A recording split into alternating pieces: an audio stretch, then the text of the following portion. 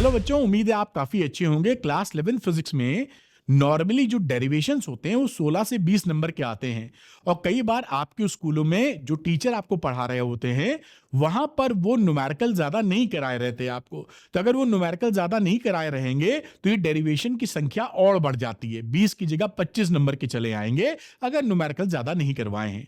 तो आप इस वीडियो को शुरू से अंत तक देखिएगा। मैं आपको टॉप 20 प्लस कुछ बोनस डेरिवेशंस बताऊंगा जो आपको तैयार कर लेने चाहिए। उसको कहां से तैयार करेंगे उसके लिए भी रिसोर्स मैंने तैयार कर दिया है, उसकी भी मदद आपको मिलेगी। तो वेलकम टू अरविंद एकेडमी, मैं हूं अरविंद सर। और सुपर इजी फिजिक्स के लिए अरविंद एकेडमी चैनल को सब्सक्राइब करना मत भूलिएगा। चलिए स्टार्ट करते हैं। Top 20 derivation for class 11th physics. Class 11th physics के लिए टॉप 20 डेरिवेशन। मेरे ख्याल से ये पेन मैं एक्टिव कर लूं जिससे मैं लिखते बनूं यहां पर। ठीक है, अब देखिए यहां पर बात करते हैं कि आपका हालचाल या कितने नंबर का क्या पूछा जाता है। तो आप देखेंगे तो थ्योरी करीबन आती है 22 नंबर की, जो 31% ऑफ द पेपर है। 70 नंबर का आपका पेपर है। डेरिवेशन आना चाहिए 16 नंबर के आसपास का 70 में। और न्यूमेरिकल आता है नॉर्मली 32 नंबर का 70 नंबर के पेपर में। लेकिन जैसा मैंने आपको बोला कि जैसे ही न्यूमेरिकल की संख्या 20 से 25 नंबर तक घटा के कर देंगे, वो अगर उन्होंने ज्यादा नहीं पढ़ाया है, उतने ही डेरिवेशन बढ़ने शुरू हो जाते हैं। 16 की जगह 20-25 नंबर के डेरिवेशन आपको आते दिखेंगे अगर आपके टीचर ने, स्कूल के टीचर ने न्यूमेरिकल्स पे ज्यादा ध्यान नहीं दिया या आपको नहीं कराया। कई स्कूलों में ये प्रॉब्लम होती है, न्यूमेरिकल बहुत कम कराते हैं, थ्योरी थ्योरी पढ़ा के आपको आगे बढ़ा देते हैं, तो वहां पर डेरिवेशन और कीमती हो जाते हैं। और ये डेरिवेशन बेटा आप करेंगे कहां से? तो उसके लिए मैंने आपके लिए डिटेल्ड वन शॉट बना दिया है। ये थ्योरी भी कवर करता है पूरी आपकी हर टॉपिक, और साथ में सारे डेरिवेशंस भी आपको कवर्ड करते हुए मिलेंगे इंपॉर्टेंट न्यूमेरिकल के साथ। और अप्रोक्सीमेटली 2 घंटे का ही वीडियो है। देखिए पहले चैप्टर का तो 90 ही मिनट का है, 2 घंटे मैक्सिमम, 1.5 घंटे के आसपास सारे वीडियो हैं। इसका लिंक मैं डिस्क्रिप्शन में लगा रहा हूं। अगर आपने नहीं पढ़ा तो पहली बार ही अगर आप इसको पढ़ेंगे तो भी आपकी समझ में आ जाएगा। इसको देखने के बाद, करने के बाद आपको कहीं और भटकने की आवश्यकता नहीं, ये सफिशिएंट है, आपका काम बन जाएगा। तो आप अरविंद सर के one shot, detailed one shot देखिए और अपने काम को बना लीजिए। उम्मीद है बात समझे होंगे कि कहां से पढ़ना है। आइए मैं डेरिवेशंस की बात करूं कि कौन कौन से डेरिवेशन आपके लिए इंपॉर्टेंट है। तो देखिए पहला जो रिलेशन होता है v is equal to u plus a t uniformly accelerated motion का, या s is equal to u t plus half a t square, इसका ग्राफिकल वाला आपके कोर्स में है, ग्राफिकल डेरिवेशन, उसको तैयार कर लीजिएगा आप। दूसरा इक्वेशन ऑफ प्रोजेक्टाइल मोशन जो होती है, प्रोजेक्टाइल मोशन की इक्वेशन क्या है? पैराबोलिक इक्वेशन आती है, लेकिन डेराइव करना। उसके बाद maximum height range time, maximum range height क्या होगी, उसकी मैक्सिमम रेंज कब मिलती है, टाइम कब मिलता है, इसको भी आप तैयार करके रखिए। सेंटीपिटल एक्सेलेरेशन, ए को बताते हैं कि वैल्यू निकालिए कि जब कोई सर्कुलर मोशन होता है, यूनिफॉर्म सर्कुलर मोशन, तो एक्सेलेरेशन कितना लगता है, इसको आप डेराइव कीजिए, जो कि m v v square upon r लगता है। फोर्स होता है वी स्क्वायर बाई आर, और सेंटीपिटल एक्सेलेरेशन की बात करेंगे तो वी स्क्वायर अपॉन आर, जो आप डेराइव करने को आपको आता है।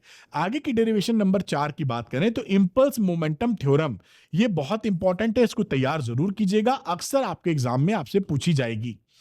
उसके बाद banking of road and cyclist का बेंड होना।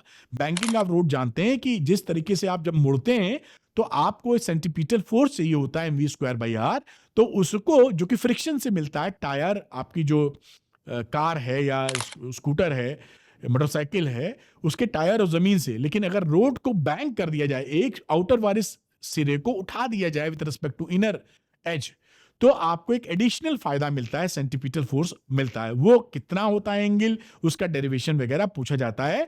और साइकिल चलाते वक्त आप जब मुड़ते हैं तो बेंडिंग करते हैं, वो कितनी मुड़ेंगे वो भी निकालना होता है। वर्क एनर्जी थ्योरम बहुत इंपॉर्टेंट है, इसको जरूर आप करिएगा, इसका डेरिवेशन काफी पूछा जाता है आपसे। Number 7, conservation of mechanical energy of freely falling body.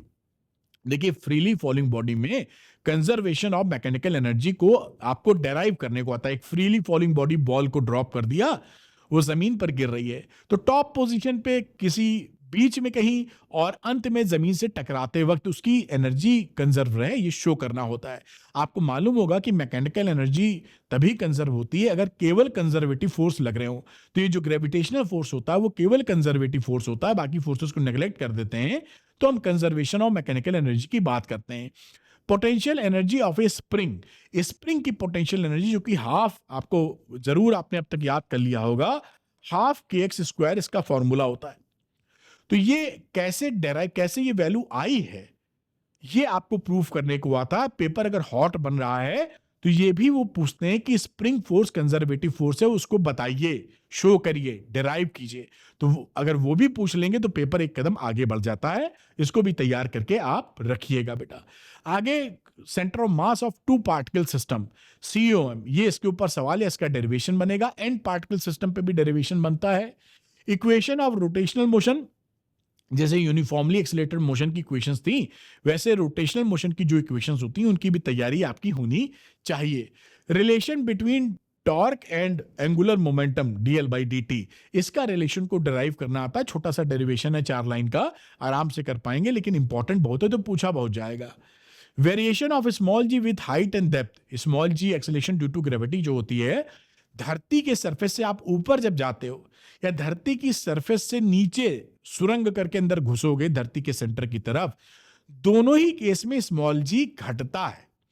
तो उसका हाइट और डेप्थ के साथ घटने में क्या रिलेशन है वो आपको डराइव करने को आता है, तो वो भी काफी ज्यादा इंपॉर्टेंट हो जाता है।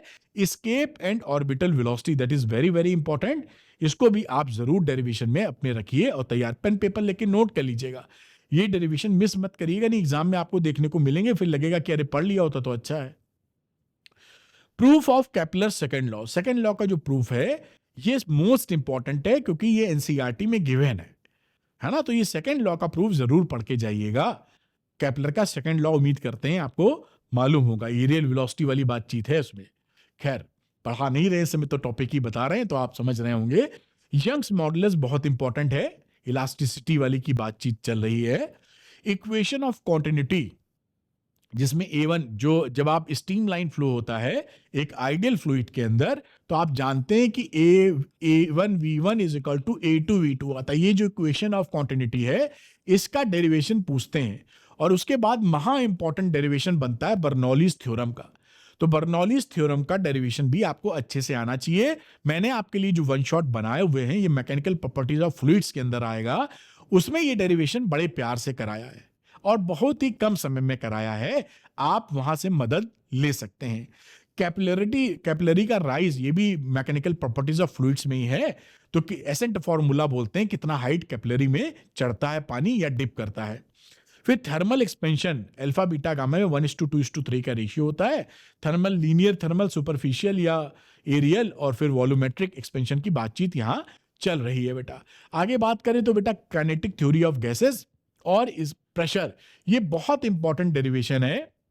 On the basis of KTG, kinetic theory of gases, pressure of the gas कितना होगा वो आपको याद भी रखना है और साथ में डेराइव करना भी। बड़ा अच्छा डेरिवेशन है, बड़ा डेरिवेशन है, थोड़ा तैयारी करनी होगी। एसएचएम की जो इक्वेशन है सिंपल हार्मोनिक मोशन की, वो भी आनी चाहिए।